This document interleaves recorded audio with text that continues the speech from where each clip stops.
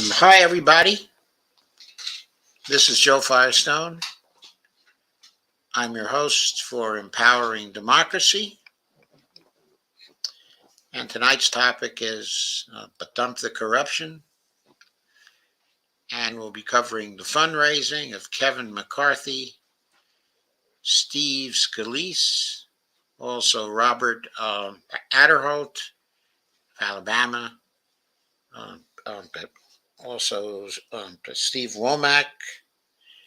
I forget his state, but it will become clear soon. And Kevin Kiley, of California. Okay. So I should be joined in a minute by Dee Piers, the host of Around the World with Dee and Friends, in just a moment. If you excuse me, I'll take some pills.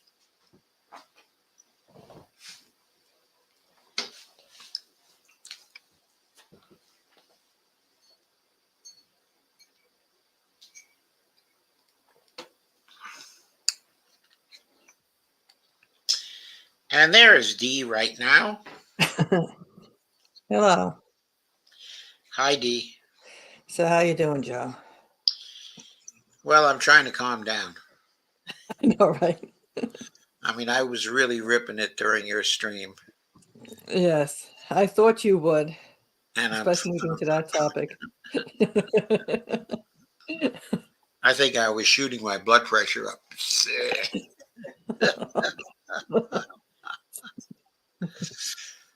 Okay, so here we can kind of relax, I think, a little bit. Yes. Okay, let me see if I can get things going here.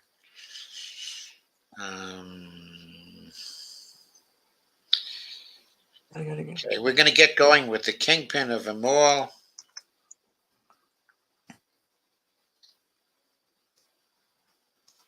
At least in the House. Kevin McCarthy. Oh, my goodness. Of California.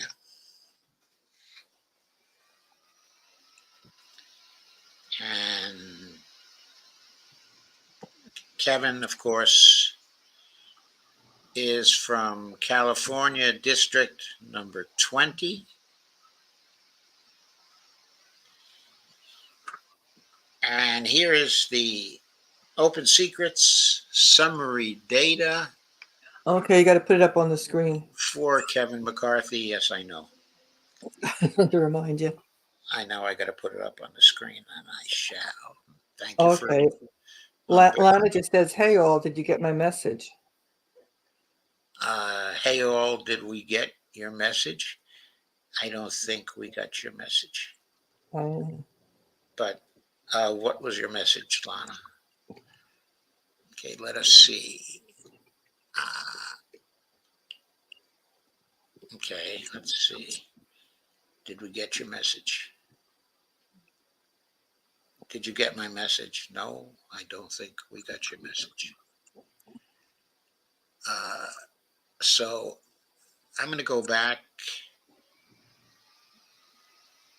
and see if Lana left me a message.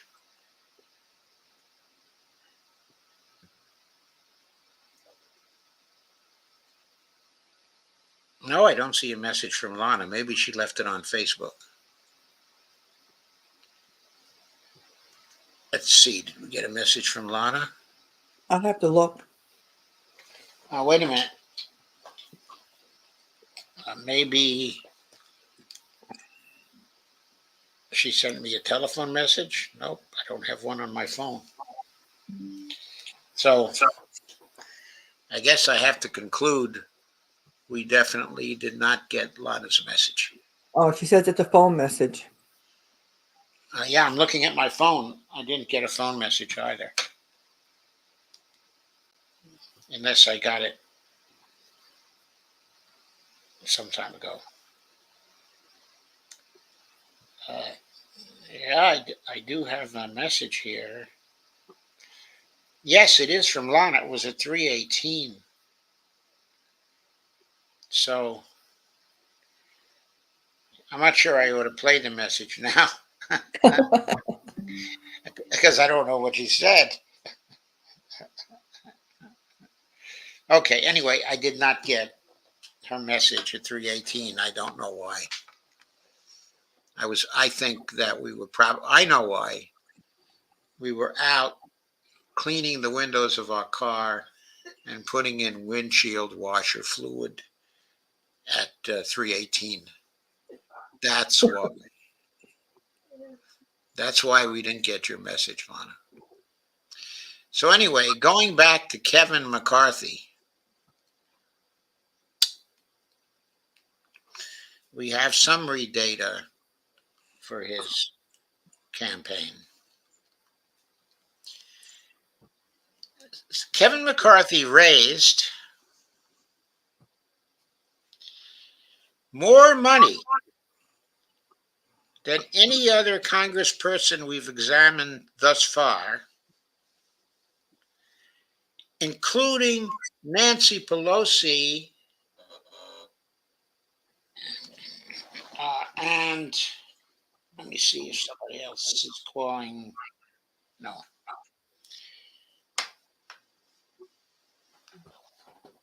He raised more money than Nancy Pelosi and Katie Porter. Both of those were around 25 million, if I recall correctly. Katie Porter ended up raising a little more than Nancy Pelosi, spending a little more than Nancy Pelosi. But the new champion in fundraising among all those we've examined so far is Kevin McCarthy, the Republican incumbent, the new Speaker of the House. He raised $27,362,324. He spent $26,676,447, and he was left with $5,488,010 after the campaign. He was opposed by Marissa Wood, a Democrat. She raised $1,046,537, but obviously she was swamped by Kevin McCarthy's dollars. Strangely, in the super PAC department, there wasn't that much money in this campaign. There was $14,091 in support of Kevin McCarthy, $116,455 in opposition to Kevin McCarthy. As far as Wood was concerned, she was supported by $828 from super PACs or carry committees, and she was opposed by $1,223. So, anyway, she had an advantage in super PACs. She had a net gain among super PACs. So, that's what happened there. Anyway, let's check out the candidates page because we'll find out more about Kevin McCarthy's funding there. So Kevin got 67.3% of the vote. He didn't get more than that in spite of all the money he raised. He did raise $10,300,577 in small dollar donations. Donations $200 or less. I'm surprised by that. But that was also a pattern in Nancy Pelosi's campaign also. She had a lot of small dollar donations. But the champion in raising small dollar donations was... I'm not sure whether it was Katie Porter or AOC.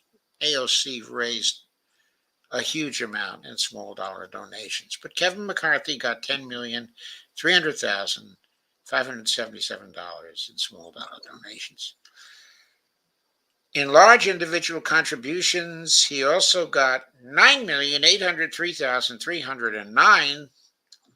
That was a little less than his small dollar donations, but obviously an awful lot of well-off and rich money went to Kevin McCarthy. In PAC contributions, he got only $676,860, which was only 2.47% of what he raised.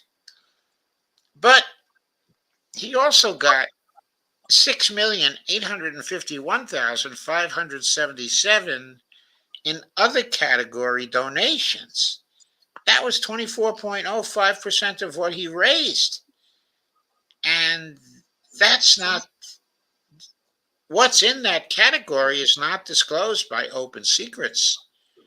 That's a lot of money, which is not identified in terms of the sources of the money. It's really weird.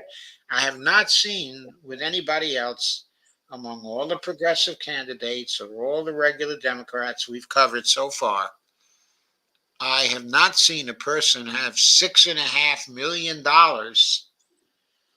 not distributed to the categories of PAC contributions, candidate self-financing, large individual contributions, or small individual contributions. Kevin McCarthy is the only one who's had almost 6.6 million in some other undescribed, mysterious category. I mean, this is ridiculous. By comparison, his opponent had $20,134 in that category, compared to 6.5, I'm sorry, to nearly 6 million. Okay, Marissa Wood had $633,743 that she raised in small dollar donations. That was 60.56% of the money she raised. She did pretty well in small dollar donations, but of course, you can't put $1 million in funds raised against $27 million in funds raised and expect to win. In other words, you might win if you're facing $3 million and you manage to raise $1 million, because you'll still be able to get your message out somewhere. But you can't get your message out in the flood of spending that Kevin McCarthy engaged in. So,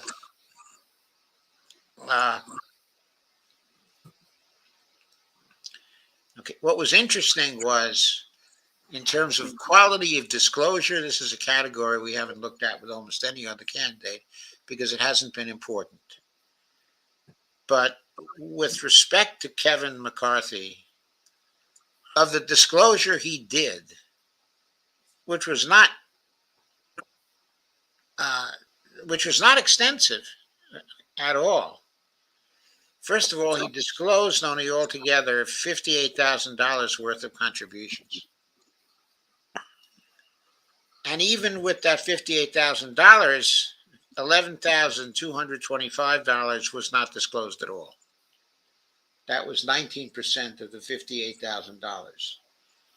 The other $27 million, it was not disclosed. I don't know how he got away with not disclosing it, but he doesn't disclose it at all. I wonder if other Republicans do the same thing. We'll see. We will see. Yeah, we will see. It's very interesting. I didn't think they could do that according to the law. Anyway, outside independent spending wasn't important in Kevin's race. I should add, of course, that even with the small amount of funding she got, 32.7% of the vote went to Marissa Wood in Kevin McCarthy's district. So he should be ashamed of himself that he did so poorly that she got 32.7% of the vote. Anyway, that's all I'm going to say about Kevin. He fails a litmus test on the basis of the PAC contributions, which were somewhat substantial, and the large individual contributions. Okay. I also got to say he probably fails based on the $6.6 million in other contributions he got, the character of which is undisclosed. Yeah. I mean, those have to be, if they were undisclosed, they have to be illegitimate contributions of one kind or another. So he obviously fails the litmus test. He grossly fails, the litmus test. So let's move on to Steve Scalise, who's, of course, the second in command Republican in the House. He's from Louisiana district. If I recall, it was the first district of Louisiana.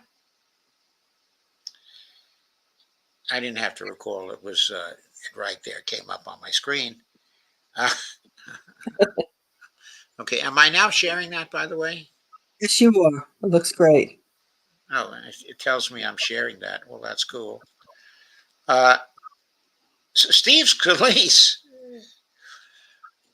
raised $18,397,997 and spent against Katie Darling. He was running against Katie Darling, a Democrat.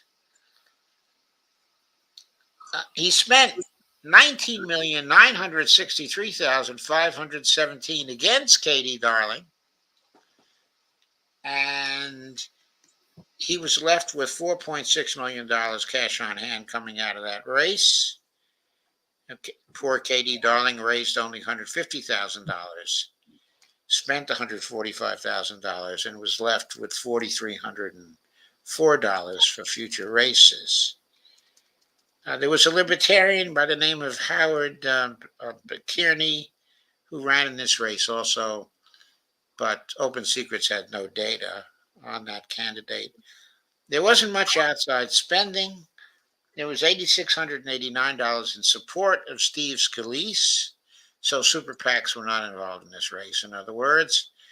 And there was $49,841 that was spent in opposition to Steve Scalise. Certainly nowhere near enough to make a dent in the flood of money that he spent. Let's look at the candidates tab next.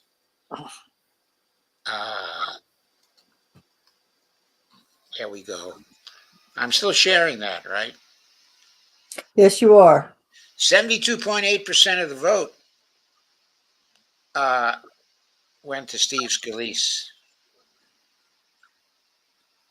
who spent $19,963,517 on a House race. Now here, he raised $927,155 in small contributions. That is more typical, than Kevin McCarthy. That was only 5.04% of what Steve Scalise actually raised.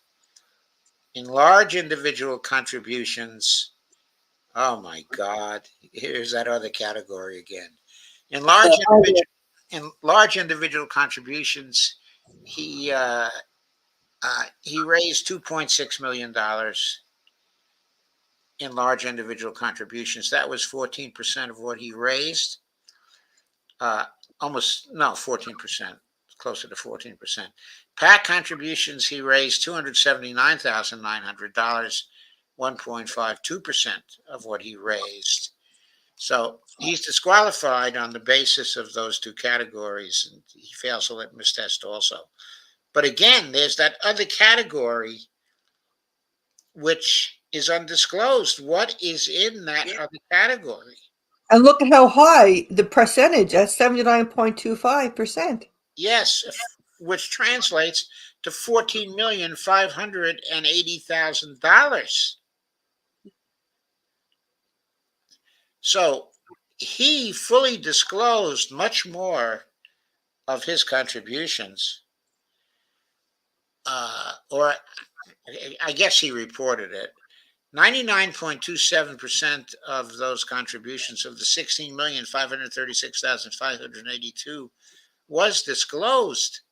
So why is it hidden in that other category? What? I don't understand that. What's going on there? But crazy stuff is going on there. Yeah. I can tell you that. That other category should have only very small percents in it. Like with Katie Darling, it's got nothing. Oh, Katie Darling did a little self-financing, $50 worth. She had 290 in PAC contributions, 76,825 in large individual contributions, and 72,904 in small individual contributions. So Katie Darling also fails the litmus test because of her large individual contributions, but it doesn't matter with the flood of money that Steve Scalise got.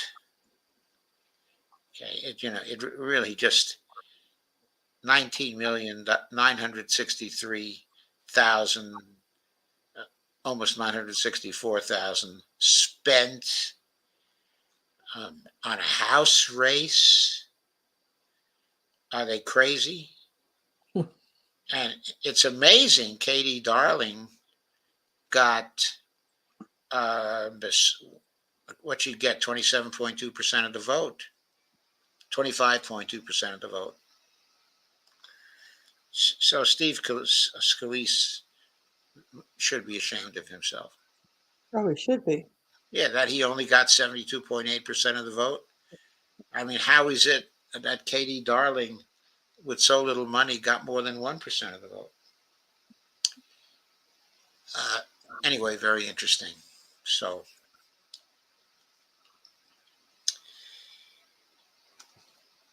okay, we have here the third candidate is Robert Aderholt, of Alabama. He is not a famous, I think I've spelled his name right. He is from, nope, I did not spell his name right. Hang on a second, let me get it right. No, I spelled his last name right. Aderholt. Yeah, Aderholt. Yeah, I spelled his last name right. So let me try to find out why my search is showing nothing. Maybe I need to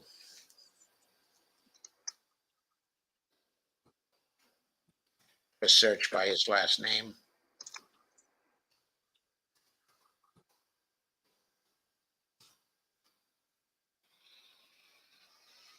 Well, I didn't get the results originally because he was under Robert B. Aderholt. Okay. So the search wasn't intelligent enough to get me to Robert Aderholt. They need to fix the search. This is the Alabama district, the 4th Alabama congressional district. And we're at his summary page now. You're seeing he raised $1.5 million. That is $1,537,394. He spent $1,024,953. He emerged with cash on hand of $1,159,445. So he was not real profligate in what he spent, but he was obviously in a very, very solid Republican district. His Democratic opponent was Ricky Neighbors, or Rick Neighbors. He raised $22,648, spent $23,620, and ended with minus $2,083 cash on hand. He must have given a bit to his campaign. And then there was Johnny Cochran, who was a Libertarian candidate. He raised $6,719, spent $6,331. He ended with $389. There were a number of other candidates in the race, but the others, of course, did not amount to anything. Let's check the candidates tab here. See what we can learn. Robert B. Aderholt got 84.2% of the vote. That's more like it for a Republican in a solid district. He raised only $33,815 from small donations, 2.2% of what he raised.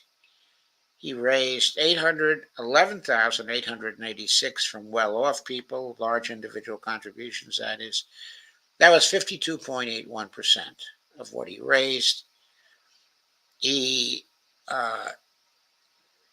also raised $684,684 from PAC contributions. That was 44.54% of what he raised. There was some money raised in the other category too here. There was no candidate self-financing. The other category had $7,010 in it. Nothing compared to what Steve Scalise had in the other category, or what Kevin McCarthy had in that mysterious other category, right? 0.46%. Okay, so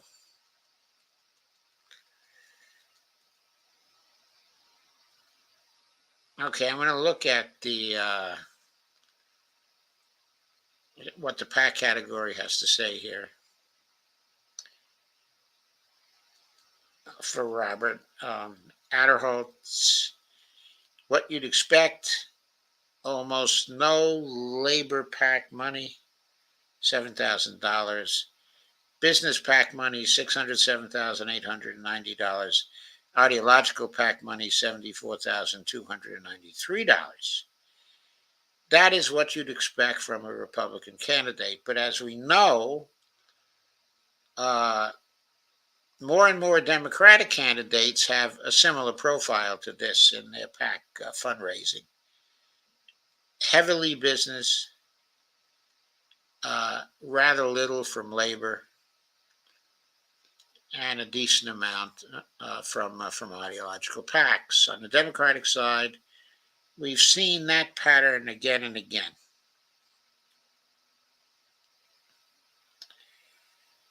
I'm going to look at the sectors tab here, say that gives us a little more information. Yeah, big money from agribusiness here, 138,000. This is probably an agricultural district. 48,000 from communications electronics, 90,000 from construction, 179,753 from defense industries, energy and national resources, 77,900. The fire sector, $176,020, and lawyers and lobbyists, 109,776. Transportation, 79,153. Miscellaneous business, 111,523. I have to say, ideological single issue, 130,743. He's probably opposed to birth control, is probably what we're looking at here. Other, $83,895. So this pattern is typical of Congress people, okay, in general. We've seen a lot of Democrats with patterns like this, okay, as well. When you look at sectors, let's look at industries and see what else we can learn. Okay, miscellaneous defense, 108,000. Retired, 67,000. Generally, typically, Democrats get much more from the retired. That was a relatively small figure for the retired. Lawyers and law firms, 67,000. That's pretty typical. Pro-Israel, 62,650. This is a race in a one-party district. You've still got considerable contributions from pro-Israel groups, even though there's no danger of the Republican losing.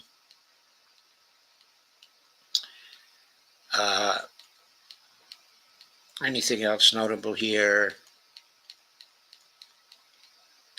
I guess not. So, Let us go on. Oh, obviously I didn't summarize, so let me summarize again. Okay, so we see that Aderholt fails the litmus test.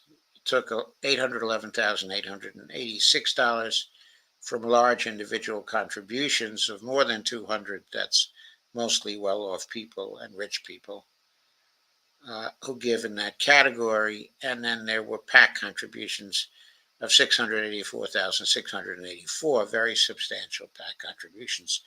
So Robert Aderholt clearly fails the litmus test. So let's move on to Stephen Womack.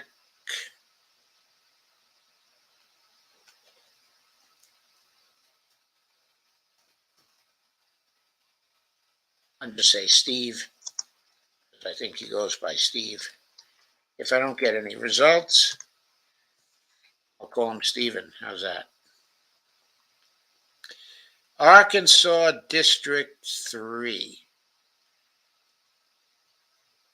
Steve Womack. I wonder if that's Brandy's district. Steve Womack won easily, of course. It's a solidly Republican district. Raised $1.662 million, spent $1,081,561, left with cash on hand $1,944,315. A secure congressman in a one-party district. There was a libertarian who ran in this district, but there's no data from Open Secrets on that. In outside spending, there was $9 in support of Steve Womack and $8 against Steve Womack. Okay, so that was very small level activity in Steve Womack's favor by exactly $1. So that was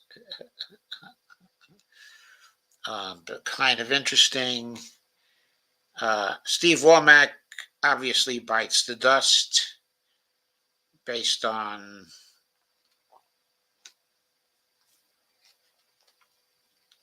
the summary data, but we can see from the candidates page that he had very little in small dollar donations, 4.40%, $73,000.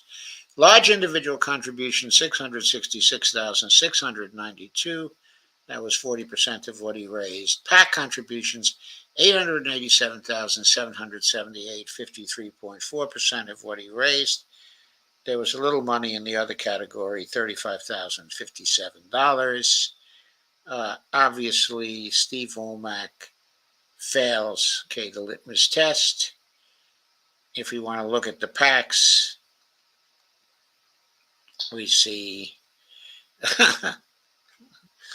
almost nothing from labor, 16,000, 781,000 from business, 77,000 from ideological PACs. So we see that if we look at contributors, maybe we get some more information from contributors.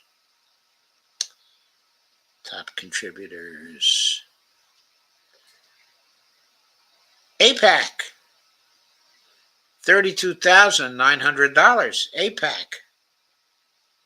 Holy APAC moly.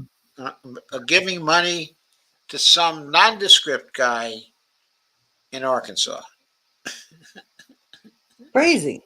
Just in case he might be inclined to vote on some issue in favor of the Palestinians, they greased his campaign with $33,000, the largest individual contribution in his campaign. I'm just shaking my head here. This is really very funny. Also very corrupt. You see the corruption, don't you? Yes, I do. Securities and investments, 108,700. Real estate, 80,000. Retail sales, 53,938 from lobbyists.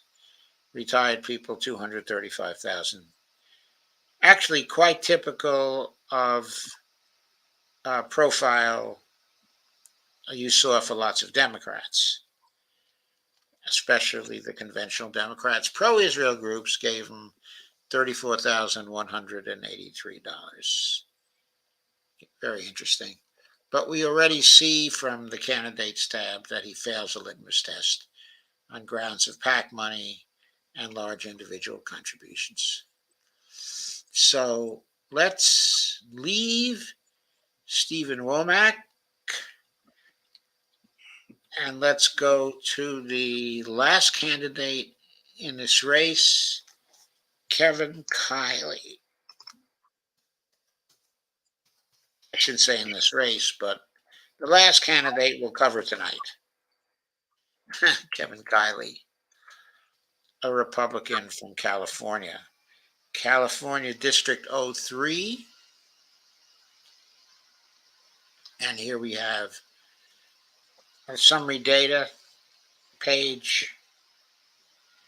Kermit Jones, the Democrat, raised $3,215,670, spent $3,184,829, ended with cash on hand of $30,842. Folks, this is a tight race in that California district. That looks like a purple district to me. Kevin Kiley raised a little less than Kermit Jones. He was the winner.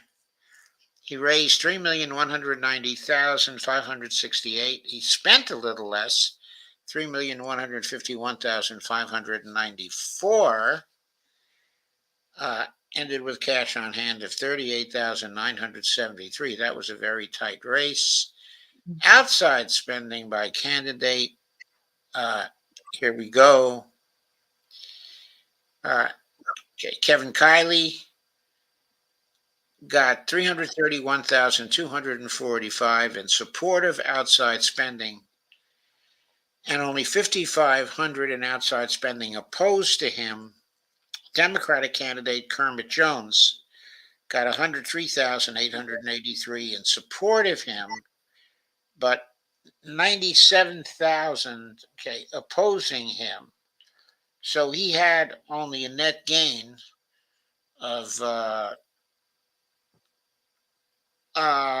maybe $6,500 from the outside spending, whereas Kevin Kiley had a net gain of about $325,000 from the outside spending. So that gave Kevin Kiley a funding advantage in the campaign. It was the outside spending that gave him a big funding advantage. He was a little behind in the funding if we don't include the outside spending. So looking at the candidates page, we have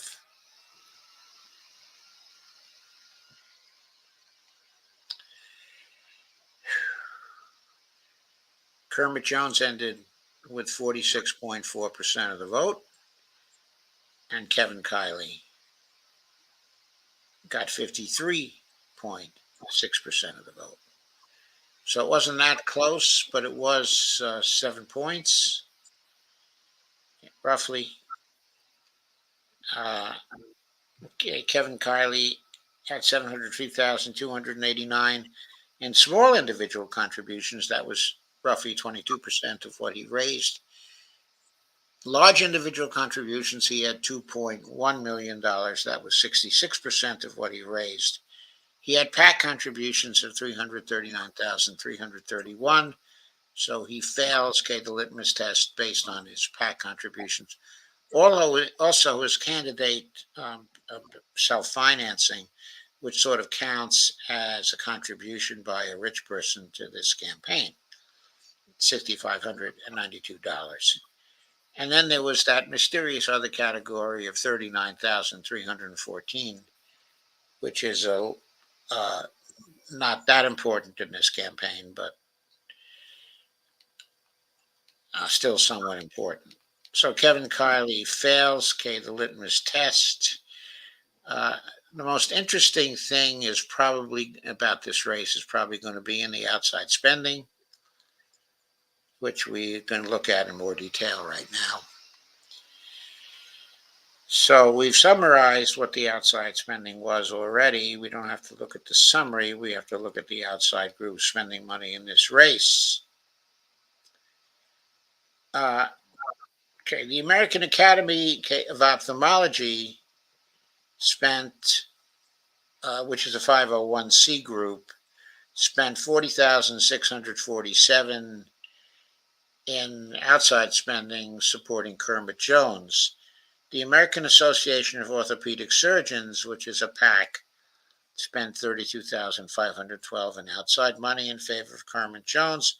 The American College of Emergency Physicians, another PAC, spent $24,385 in independent spending on behalf of Kermit Jones. Americans for Accountability and Leadership, a super PAC, spent $50,000 for Kevin Kiley. The Center Forward Committee, a super PAC, spent $25,000 in favor of Kermit Jones. The Constitutional Leadership PAC spent $30,750 in favor of Kevin Kiley. There are some small contributions from other PACs that were for Kermit Jones. The Morning in America PAC, that's got to be one for Reaganite Republicans, spent $192,000. It's a super PAC in favor of Kevin Kiley. So that was a big thing in how he won. National Association of Realtors spent $16,592 in favor of someone, we don't know who. National Association of Realtors spent $22,339 from its 501c3 in favor of somebody. National Republican Congressional Committee gave $103,000 in favor of Kevin Kiley. That contribution was obviously very important. So the Morning in America PAC, the National Republican Congressional Committee PAC, the Americans for Accountability and Leadership PAC,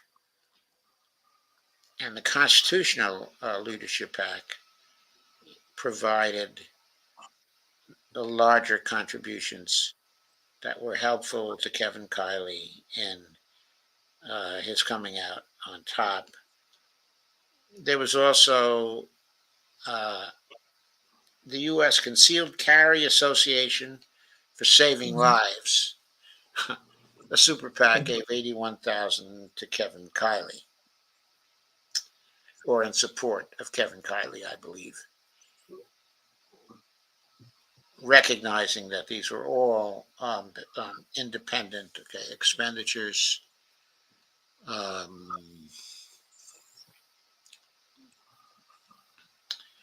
Let me see if there's any other determinative types of information.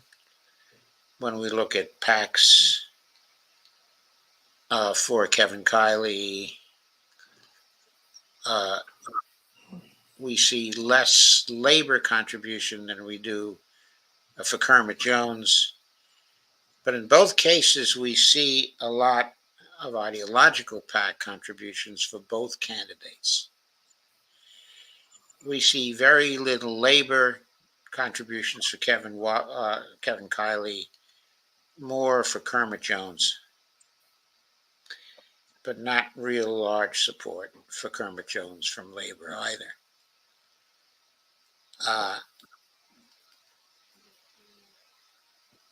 Interestingly, in terms of business support, in terms of business PAC support, only 55,500 went to Kevin Kiley. More of that business PAC money went to Kermit Jones. Where uh, Kevin Kiley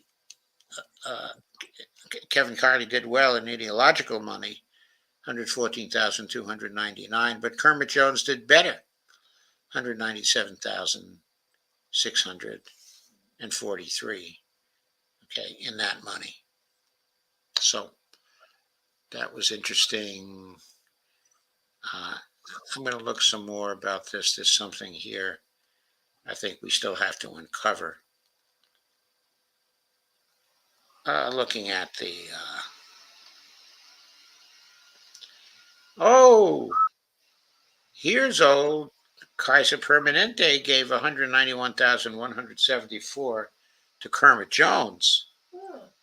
So that was a big factor in Kermit Jones's campaign. He still didn't win, but he had a lot of health industry support, which is kind of interesting. Even got a contribution from the American Medical Association. Only $11,000 though. So let's look at Kevin Kiley here.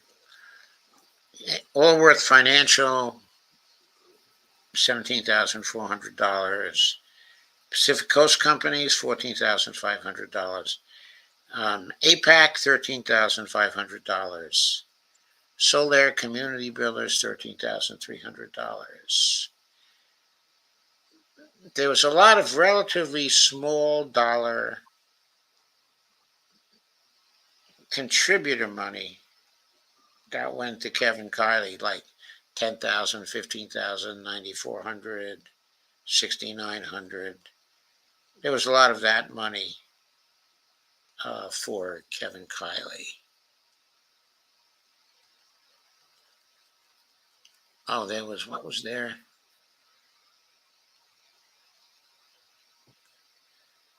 I saw an alphabet contribution here that I skipped over. Oh, Bain Capital gave a contribution to the Democrat here, interestingly enough.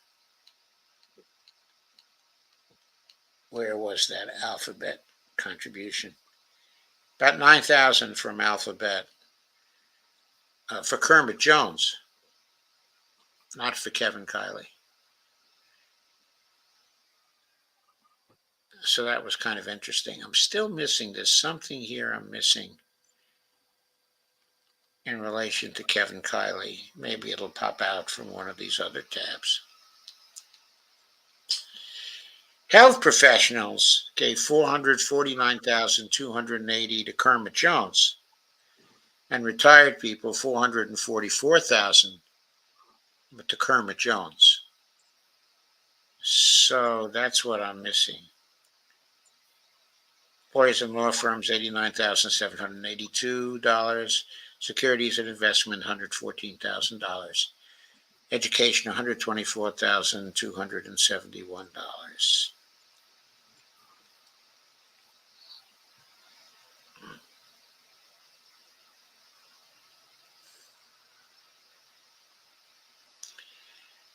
Kevin Kiley got $648,399 from retired people.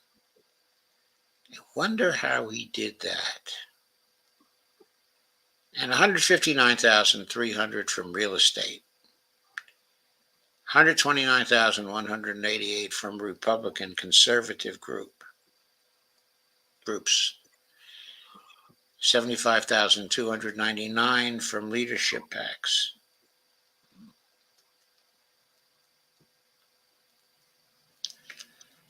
Well, Kevin Kiley's pattern of fundraising and Kermit Jones's fundraising are similar. There are different interests behind them, but the kind of fundraising is very similar.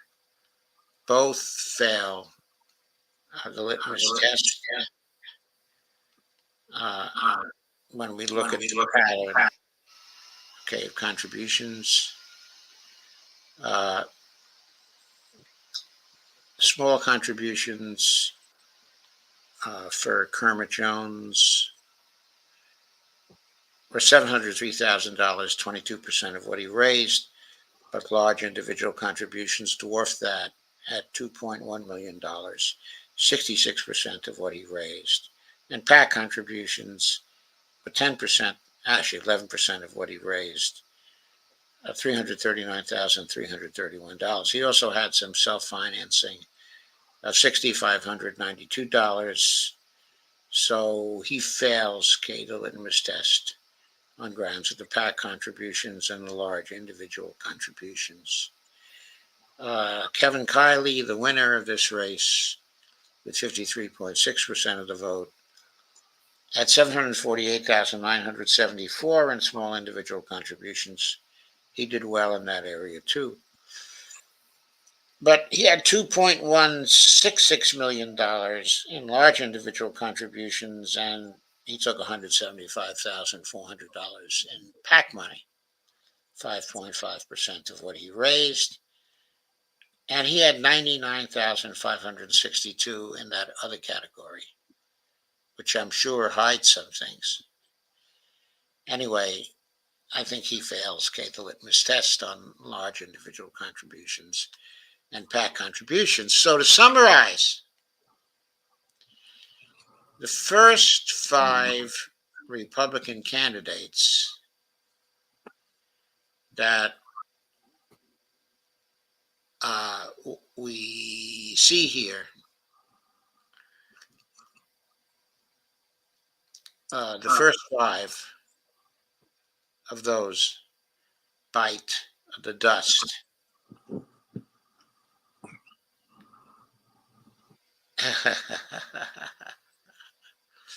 So, yes, another one bites the dust, and the Dems are no better. Yeah, the Dems are no better. Absolutely, the Dems are no better. The patterns of fundraising look very similar when you look at PACs and you look at well-off people's contributions. Those are both big for both parties. There's a surprise in the small contributions that went to Steve Scalise and to Kevin McCarthy. I don't think we'll see that for too many of the Republicans. Okay, but that's all. Laz says, "Hey, all, did you get my phone message?"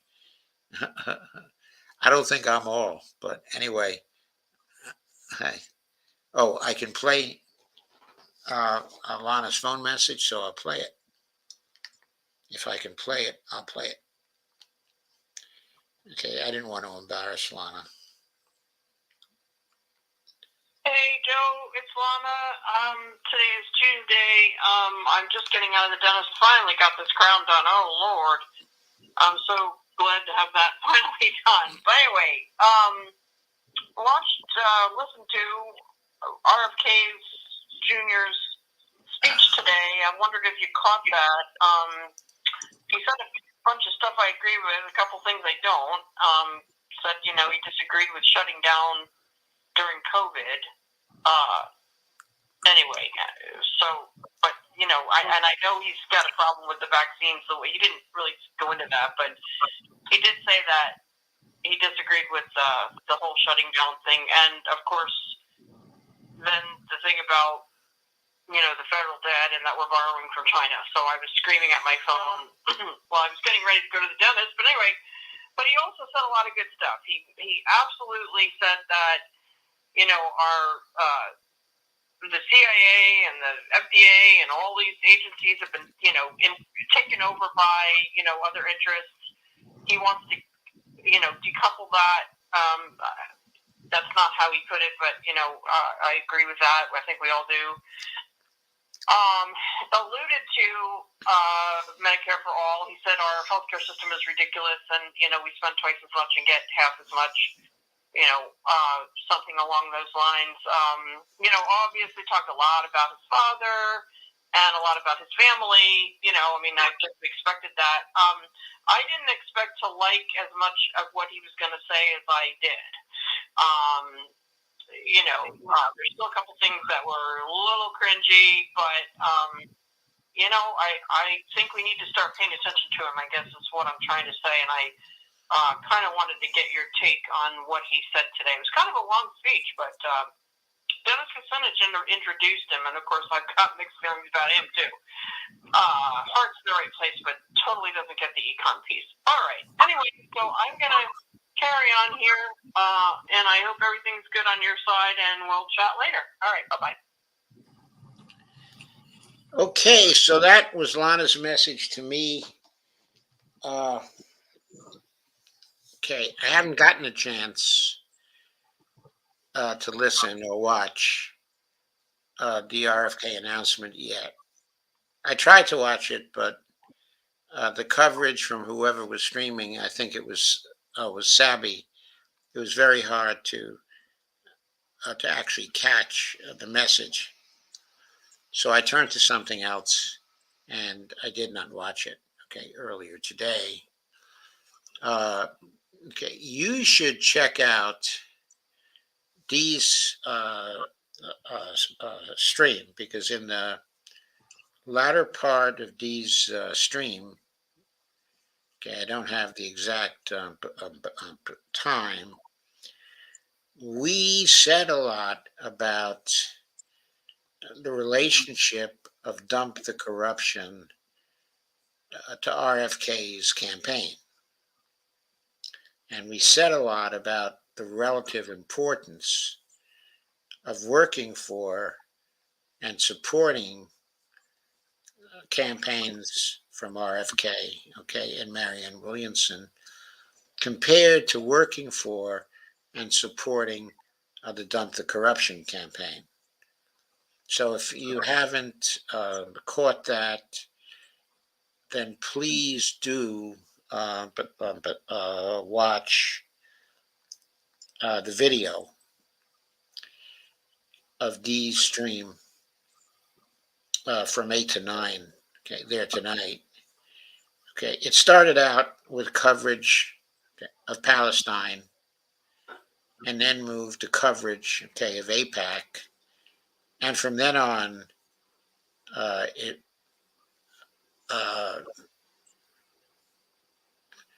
there was a lot of heat concerning the Dump the Corruption campaign.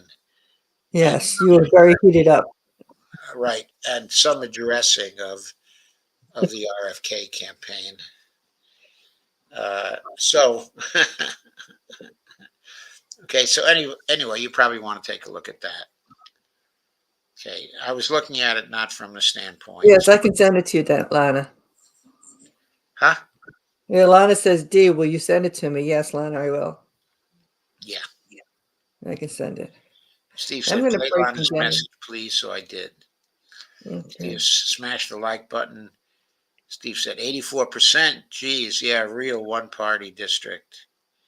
Steve says, another one bites the dust. Steve says, the Dems are no better. Kay says, no one will pass, in my opinion. I think no one will pass also. I'm beginning to think no one will pass. But I was, when we finished covering the regular Democrats and the progressives and no one passed, I was pretty sure no Republican was going to pass. Okay, I will try. There's a maverick Republican, I always forget his name, in Kentucky or Tennessee. I ought to remember his name very quickly now. But anyway, he's really a maverick inside the Republican Party. I wouldn't be surprised if he doesn't take any big money. But I'll be getting to him at some point. I'll be handling these candidates, 5 candidates at a time. So the 5th program on the Republicans will probably be the last one, unless I decide to go on and do a few shows on the Freedom Caucus. I might do some shows on the Freedom Caucus to check out to see whether their pattern of fundraising is any different. So But that, okay, is still to come. So Lana says maybe Kermit promised the retired people he would stop taxing their Social Security or capital gains. Maybe, Lana. He did very well with the retired people. Steve Wolfbrand said, whatever to the idea of public financing of campaigns, well, actually, Dump the Corruption is about really public financing of campaigns. It's not like the government public financing of campaigns, but if everybody follows the Dump the Corruption rule, then guess what? There's going to be financing of the campaigns by the 99%, only by the 99%, Mm-hmm. most of the public. Okay, and if we stuck with the Dump the Corruption campaign in every election in the future, there would only be public financing of campaigns. So, okay, Lana says, hopefully I didn't say anything stupid. No, you did fine. Lana said, I watched on Now This. Oh, yeah, I didn't catch that. I think RFK Jr. will surge in the polls soon. Well, he's already surging in the polls. I understand as of today, the day of his announcement, but before the announcement even, he had surged to 14%. I mean, I don't know what Biden's going to do if somehow the polls show that RFK has 35% support among Democratic voters. Then Biden might decide that he wants to do a Lyndon Johnson and say that he won't be running for re-election. Which, frankly, at this point, that would be wonderful because Yes, it would be. Biden's foreign policy is for the birds. I mean, it is so bad. It's always been bad. It's always been bad. I can't begin to say, though, how bad it is. Nobody's commenting on it. I mean, folks, what the hell are we doing in Ukraine in the first place? I mean, never mind the whole stupidity of provoking the Russians, the failure to return Putin's calls on the eve of the invasion, the constant ignoring of what Putin was saying, but just the decision to go into Ukraine on this adventure to weaken Russia, to hope to divide Russia into its constituent parts so Russia would never be a major power again. I mean, what kind of baloney sausage was that? Even if it's been totally successful, it would have made for world instability. I mean, it was a monumentally stupid foreign policy to follow. Right. And He's Mr. Tough Guy. He's the tough guy, Biden. Biden, yeah, he's a tough guy.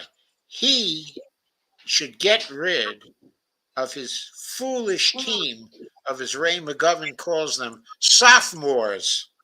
His team of sophomores. He should get rid of his team of sophomores tomorrow. I mean, Victoria Nuland is a moron. Yes, she is. But he's got a bunch of bullies around him. Jesus. Steve Wolfbrand said, I think RFK Jr. surged in the polls soon. I'm seeing a lot of independents and Republicans supporting him as well. He could definitely beat Trump in the general. Yeah, he could beat Trump, okay, in the general.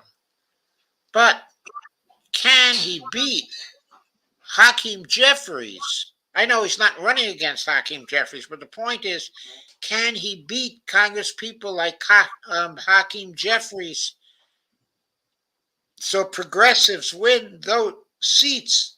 Because if he can't, he's going to be up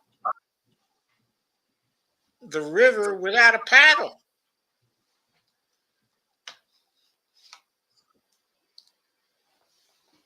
Oh, Biden. Because Bonnie is bringing me a little wine to calm me down. You've had quite the night. Solana says, I will be interested also in the quote, problem solvers caucus. Steve Wolprin says, happened, sorry. Lana says, we knew what you meant, Steve. Steve says, Biden camp must be sweating bullets. I know Carbon Muniz is going to be watching this stream sometime in the next couple of days. And she ought to watch the Around the World with Dee and Friends stream as well, because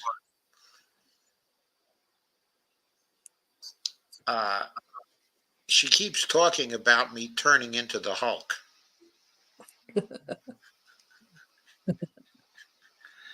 I think that's what I did during Dee's stream. Yeah, well, it was kind of like a dump the corruption type of stream. It was a dump the corruption type of stream is what it ended up as. It started as a stream on Israeli cruelty again. Yeah, Israeli cruelty, but that's what I wanted to bring that up first. And then we talked about AIPAC. Then we How talked about people are AIPAC. funding that. That's what you're funding. People are funding when they're giving money to AIPAC. And the combination of those two things kind of set me off with double corruption. So, Lana says, I know we don't like the legacy dynasty candidates, but the Kennedy name has a lot of clout whether we like it or not. Well, I like RFK. He devoted all those years to the environmental climate problems. I mean, what did he do with the Kennedy name? He used it for good purposes up until this time. I don't have a problem with Robert Kennedy as a person, and I certainly think he's a superior candidate to Biden, okay, and to Trump. I don't even think there's a question about that. Okay, but I still want to know about the dump the corruption aspects. I still want to know how he's funding his campaign. I still want to know whether he would run a dump the corruption campaign. He needs to run a dump the corruption campaign. He needs to take that as an issue and use it against all these clowns inside the Democratic Party and inside the Republican Party too, of course. That's what we need to see, or we're not going to get anywhere. Biden full of hot air, worse than Obama. Mm-hmm. Oh yeah, Biden is even a worse liar than Obama. And Biden has been running a more aggressive foreign policy than Obama too. Steve says, Lon, I hate to say it, but without the name, he would get zero traction. However, he works in mysterious ways. Lana says, I agree, Steve. How is Carmen these days? Well, Carmen is doing okay. She's surviving. She gets some time in motels on the weekends. So she gets to the internet and libraries, okay, and in motels. And she sends me a bunch of emails every week. Okay, so I've been, in touch with her, um, um, um, um, right along. And I really enjoy her emails. Okay, and I answer most of them. Kay says, well, I'm out of here for tonight. Love you all. Good night, Kay. And Steve Wolfbrand says, we never got along. Oh, yeah, I know. I know you and Carmen, never got along. Steve says, good night, Kay. And Steve Wolfbrand says, nobody bats 1,000, Doc. Yeah, Steve. Don't I know it? Alana says, don't the Kennedys have enough dollars to fund their own campaigns? Are you kidding, Lana? Are you kidding? $27 million raised for Kevin McCarthy's campaigns? He spends, what did he spend? $26 million on the campaign? These are congressional campaigns. These people are raising $20 million. Now, I'm sure Robert Kennedy is a well-off person, but there were a lot of Kennedy descendants, and that money has been spread around. And Joe Kennedy was never a billionaire, and no other Kennedy has been a billionaire. So by our standards today, okay, I don't think the Kennedys are that rich. I don't know how rich RFK is, but I expect that he's not that rich by today's standards. Certainly not rich to fund a presidential campaign where the funding is going to run in the billions of dollars. He's going to have recourse to small dollar donations. If he's not going to be beholden to special interests and to the donors, he's going to have to run a Bernie style campaign. He's going to have to raise hundreds of billions of dollars for the primaries, and then, hundreds of millions of dollars for the primaries, and then billions of dollars from small donors for the general.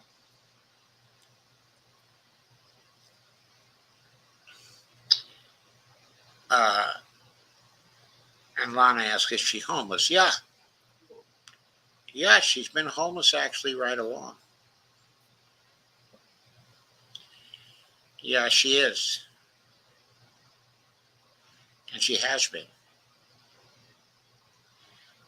That's why she doesn't come to the live streams. Because I'm not on when she has access to the internet. Lana says, Kennedy doesn't need that much dollars. He can skate some on the name. Yeah, he can start a run for the presidency. That's right. But he cannot finish it. He has to be raising small dollar donation. Rumor has it every bottle of scotch that comes to the U.S., they get dollars. Yeah, maybe so, but there are a lot of them. Lana says, oh, wow, I didn't know that. Yeah, no, that's been true from the beginning. That she's been homeless for a long time. And it's difficult for her to do anything about it because the migraines she has, okay, are really, really serious, and I believe prevent her from holding down those steady jobs. She uses public transportation to go from here to there. She hates being in Florida. Okay, I think that she would love to get out of there. But she can't get out. She doesn't have the funds to get out. So she has a struggle. And she has great spirit. Because the emails reveal that in whatever way she can,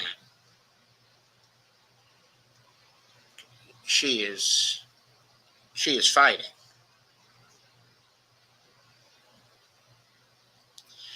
She is fighting along with us. So I'm going to have a sip of the wine that Bonnie was kind enough to bring me.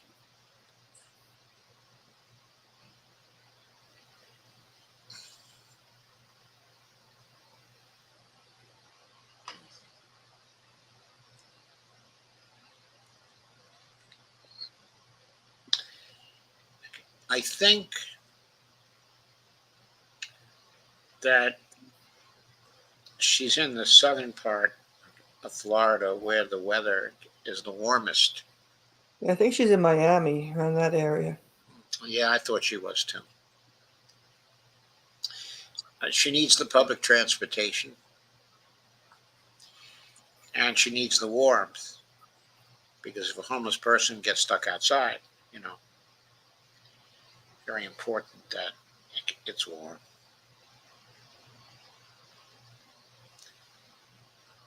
And Lana says, okay, but MIA, missing in action. Yeah.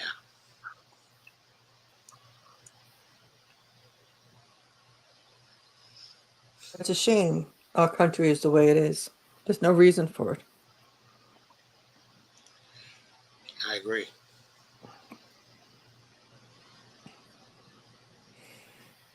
Of course, I agree.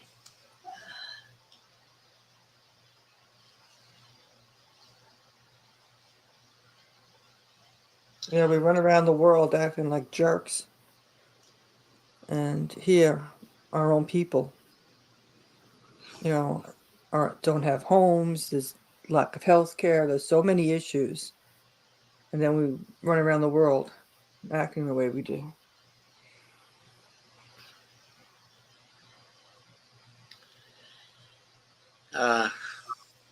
Yeah. And of course, there's no reason for the homelessness. No, there isn't. The government could afford to provide people with homes. Yes, they could. Yes, we could.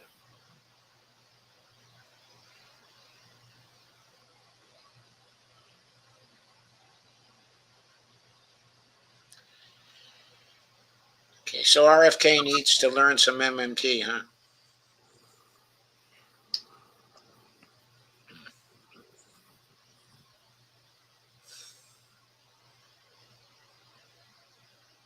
Yes, he does.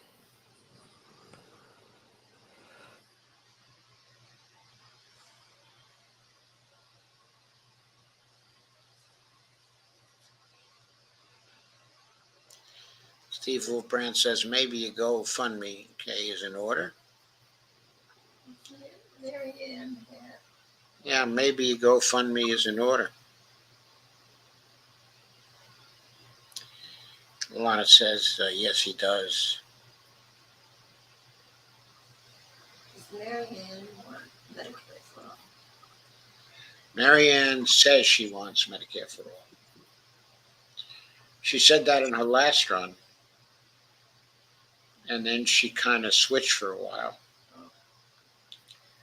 But she seems to be very big on Medicare for all right now.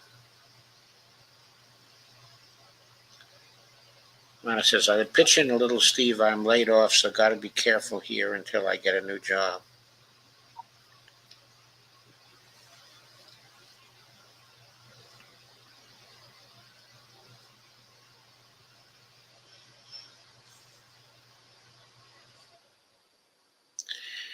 We always have to be very careful, but we would do what we can.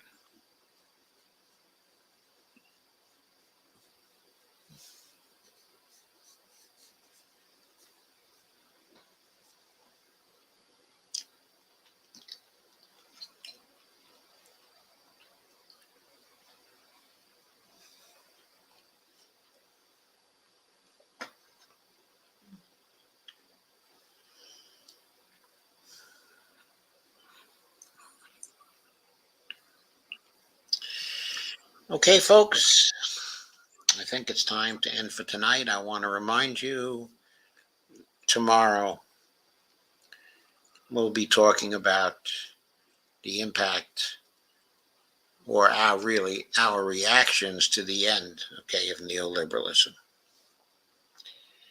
So our Thursday shows do that particular series. I know that Dee will be here. I hope that Matt will be able to be here tomorrow. Okay, as well. As you said, you've invited Steve Wolfbrand. and other people to come on if they want to. Yes.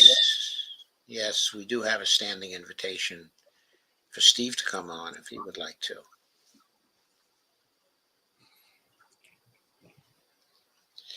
Steve Wolfbrand said, I posted on Facebook a JFK speech calling for a national health service. Crazy. So many years ago. 60 or more years ago, JFK was calling for a national health service. And here we are. We just have crappy Obamacare. Mm-hmm. And then the wealthy people are working against the poor people who can't afford any kind of care. Yes, that's all courtesy of the donors. That's why we have to dump the corruption. Lana says, Steve, did you go back on Facebook? Lana says, we've been discussing healthcare since FDR. Yeah, we have. If I'm not mistaken, even Theodore Roosevelt was for doing something about the healthcare, since he was well aware of what Bismarck had done in Germany in the 1870s.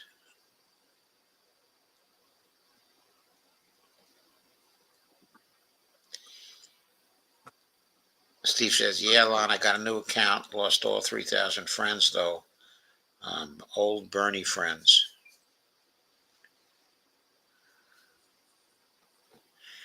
It's a shame that when you get a new account, you have to lose all your friends.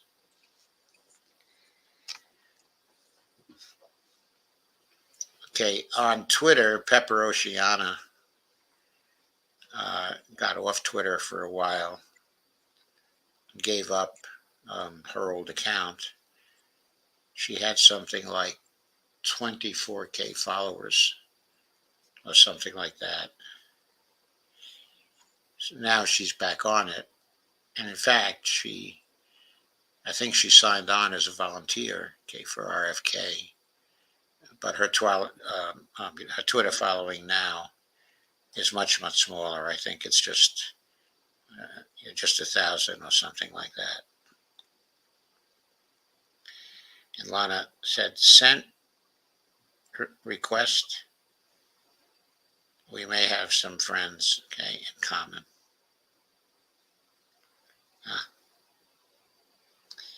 Steve said, saw it.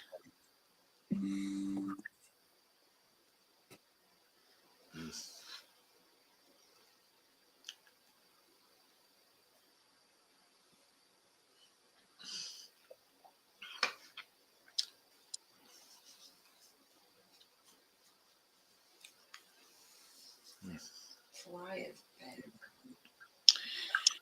And Lana says, Jason Call is part of Marianne Williamson campaign. I know. He's a volunteer, okay, for Marianne. I am good with Marianne as long as she runs an exclusively small dollar donation in the campaign.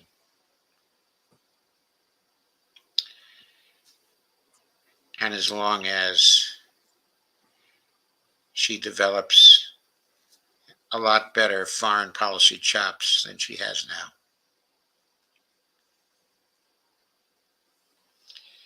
She's not good when it comes to foreign policy.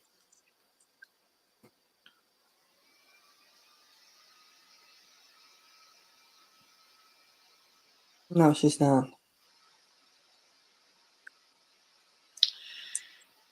Okay, but I like her.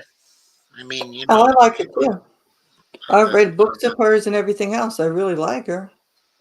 But the foreign policy issue. Yeah, there's an awful lot to like there. But the foreign policy issue, yeah.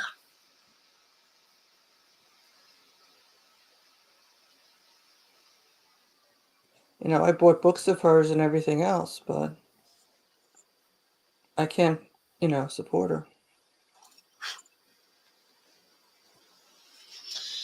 Gee, honey, the fly, Did it go in your? yeah, the fly flew into the wine. So if you would please throw my wine out for me. Yeah, Okay. this thing is swimming in there.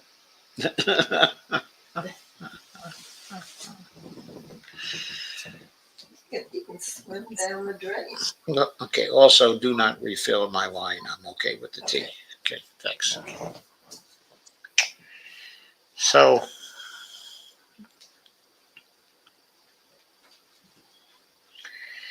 Jason Call is part of Marianne Williamson campaigns. Okay, I need people to be part of my Dump the Corruption campaign. At some point, that has got to happen. It doesn't even have to be my Dump the Corruption campaign. It just has to be the Dump the Corruption campaign. Somebody else can lead it.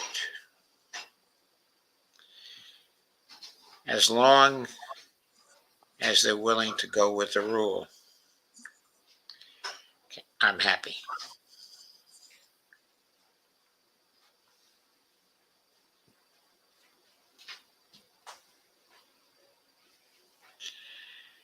But that campaign has to go because it's the only way we're going to get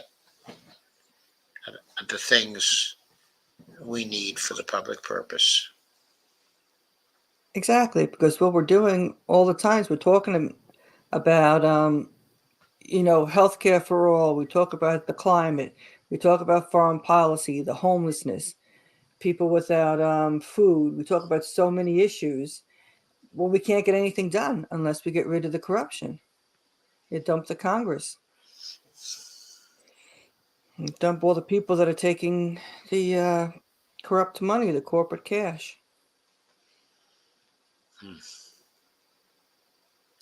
Yes. Okay, thank you all for coming. I think I'd like to end now. Okay, and how about if somebody buys your coffee? Wouldn't that be nice? It would be nice if somebody buys me coffee or visits my Patreon account. I would certainly appreciate it. Okay.